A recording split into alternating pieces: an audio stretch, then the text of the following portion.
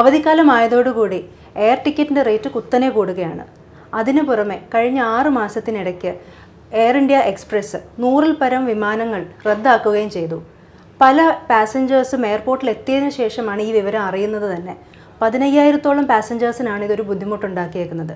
ഇതെല്ലാം കണ്ട് പ്രവാസി ഇന്ത്യ UAE ചാപ്റ്റർ ഇപ്പോൾ ഒരു നിവേദനം സമർപ്പിക്കുകയാണ്. അതായത് എയർപോർട്ട് അതോറിറ്റി ഓഫ് ഇന്ത്യയ്ക്കും വ്യോമയാന മന്ത്രാലയത്തിനും ഡയറക്ടർ ജനറൽ ഓഫ് സിവിൽ ഏവിയേഷൻസിനും ഒക്കെ ആയിട്ട്.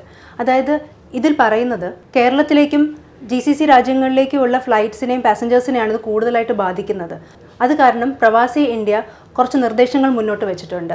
ഒന്നാമത്തെ കാര്യം, യാത്രകൾ റീഷെഡ്യൂളിങ്ങും റീഫണ്ടും ഒക്കെ ചെയ്യുന്നതിന് പുറമേ തന്നെ അധികമായിട്ടുള്ള നഷ്ടപരിഹാരം കൊടുക്കണമെന്നുള്ളതാണ് ആദ്യത്തെ നിർദ്ദേശം. രണ്ടാമത്തെ കാര്യം, ഇത്തരം ഡിലേസ് ഉണ്ടാകുകയാണെങ്കിൽ അത് മുൻകൂട്ടി ആൾക്കാരെ അറിയിക്കുക എന്നുള്ളതും കൂടെ ഒരു നിർദ്ദേശമാണ്. ഇത്തരം കാര്യങ്ങൾ ചെയ്യുന്നത് വഴി യാത്ര കുറച്ച് സുഗമമാക്കാനും പ്രവാസികൾക്കുണ്ടാകുന്ന ബുദ്ധിമുട്ട് പരിഹരിക്കാനും കഴിയും എന്നുള്ളതാണ് പ്രവാസി ഇന്ത്യ പ്രതീക്ഷിക്കുന്നത്.